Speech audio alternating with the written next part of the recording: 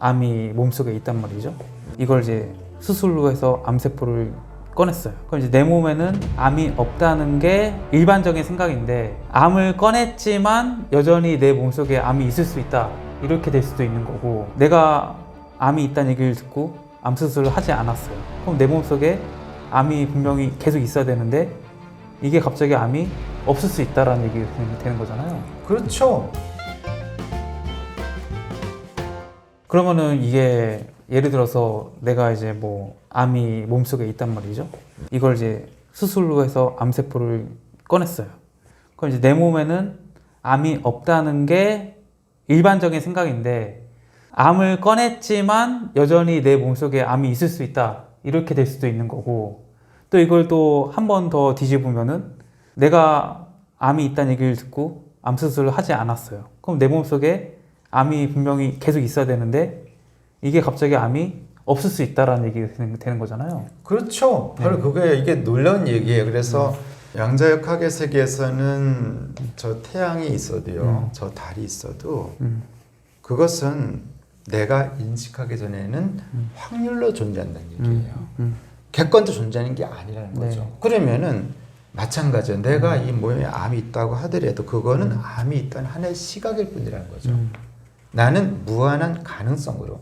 그렇다고 암이 없다, 나는 암이 없어, 이것만이 하나의 진리라 주장한다면 그 역시 원카드가 되는 거죠. 나는 물론 현대의학적으로 암을 발견했지만은 내 몸속에는 암이 있을 수도 있고 없을 수도 있다라는 확률적인 그런 잠재된 중첩 상황으로 인식을 해볼 수도 있다는 거예요. 그래서 너무 이렇게 이분법 사고로만 바라보면은 단정이 돼버려서 더 이상 다른 세계를 볼 수가 없게 되죠. 네, 그래서 이런 시각을 한번 채용해 보면은 어떨까라는 것이 저의 또 견해이기도 한 거죠.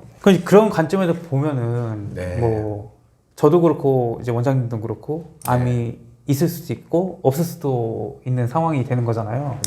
뭐 암이야 뭐 사실 뭐 열어보지 않고 어떤 관점에 따라서 뭐 있을 수도 있고 없을 수도 있다 치지만, 사실 그 암 환자분들이 느끼는 통증은 분명히 있단 말이죠. 그렇죠. 네, 분명히 뭐 암이 있는지 없는지 뭐 모르겠어, 그래 뭐 양자역학 좋아, 없을 수 있지, 근데 나 일단 아픈데. 근데 이게 뭐 현대의학적 관점에서 이게 암 때문이라는데 뭐 그 매 시간 이제 통증을 이렇게 느끼고 있단 말이죠. 그렇죠.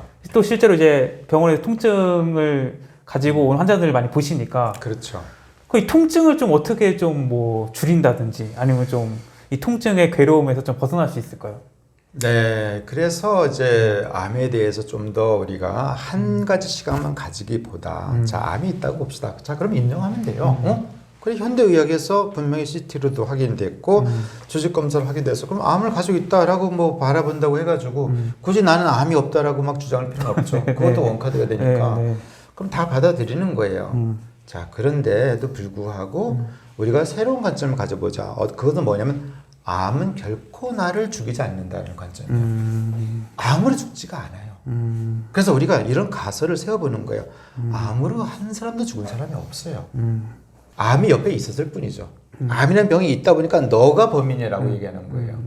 예를 들어서 마치 살인 현장에 누가 있다는 이유로 경찰들은 용의자로 너야.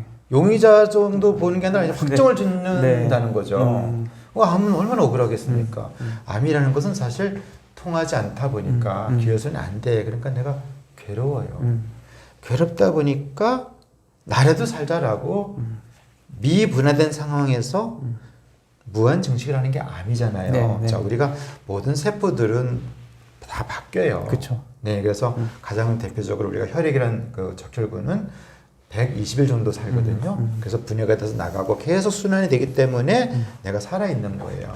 그런데 암세포는 분화가 되다가 완전한 기능을 이루는 세포로 분화되지 않고 미분화, 중간에서 대충 커가지고 몸집만 불리고 통제를 받지 않는 세포예요. 그러다 보니까 이제 문제가 생기는 건데, 그럼 우리가 너 왜 그래라고 얘기하기 전에 암세포에 대해서 얘 입장에서 이해를 해보자. 얘도 얼마나 괴로우면은 지가 살 길을 찾아가겠느냐.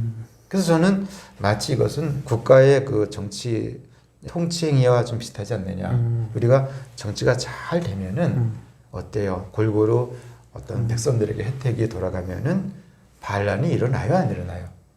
안 일어나죠. 네. 그런데 너무 편중됐어. 어디 부인은 너무 뭐 이렇게 지나치게 핍박을 하거나 뭐 세금을 포탈하거나 뭐 이런 문제가 생기게 되면 반란이 일어나잖아요. 일종의 암은 세포의 반란이다라고 볼 수도 있는 거죠. 근데 너 왜 이렇게 반란해라고 얘기하기 전에 얘도 사정이 있었다는 거죠.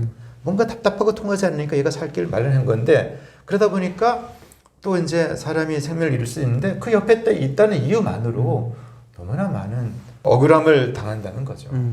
그래서 그러면 이렇게 보는 게 좋을 것 같아요. 네. 자 그러면 자 암으로 인해서 내가 죽지 않는다는 가설을 세워보자는 거예요. 절대 안 죽어요 암으로.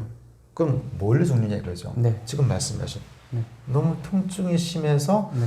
통증에 의해서 참지 못하고 그 통증과 싸우다가 기력이 쇠잔해서 기력이 떨어지면 사람이 죽게 되는 거예요.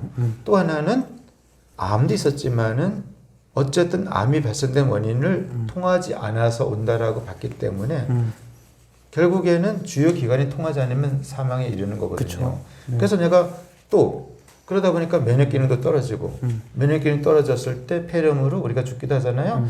그래서 우리가 한국인의 사망 원인 중에서는 뭐 보면은 암, 그다음에 심혈관 질환, 그다음에 뭐 폐렴 이렇게 막 보는데 사실은 그게 그렇게 분리하기 어려운 점이 좀 있어요. 그래서 암으로 죽는 거라기보다는 면역 기능이 떨어지니까 폐렴으로 죽었다 했을 경우는 이게 원인이 폐렴이야, 암이야. 그쵸. 이렇게 또 논란의 소지가 있거든요. 그래서 그러면 이렇게 보는 게 좋을 것 같아요. 암이 있지만 자 그러면 내가 통증만 잘 다스릴 수 있다면 이제 전제를 하는 거예요. 자 그다음에 내가 암이 있음에도 불구하고 기혈 순환이 잘 통할 수 있다면 또 한 가지 암이 있음에도 불구하고 내가 면역 기능을 유지할 수 있다면 네.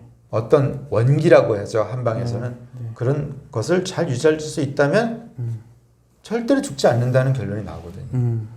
물론 생명이 닿으면 이제 네, 죽는 그쵸. 것은 이제 네. 그건 예외로 두고요. 네.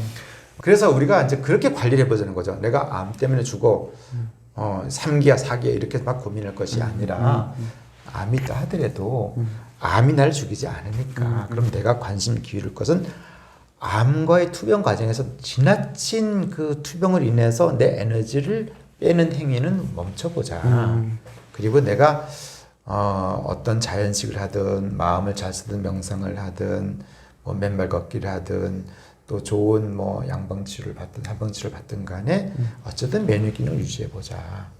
또 하나는 우리가 영양도 적절히 잘 섭취해서 내가 항상 이 기운이라는 거 면역 기능도 있지만은 기본적으로 생체의 활력을 유지해 보자라고만 관점을 기울이고 접근한다면 아무리 죽을 일은 없다는 거죠. 그래서 관점을 좀 달리해보는 거죠. 요 요소들을 내가 관심을 가지고 기울인다면 얼마든지 암을 극복할 수 있다. 라고 저는 보고 있고요. 네. 실제 제가 그런 일을 하고 있어요. 그리고 그런 환자들이 존재하고 있는 거고. 예. 그런 상황입니다. 네.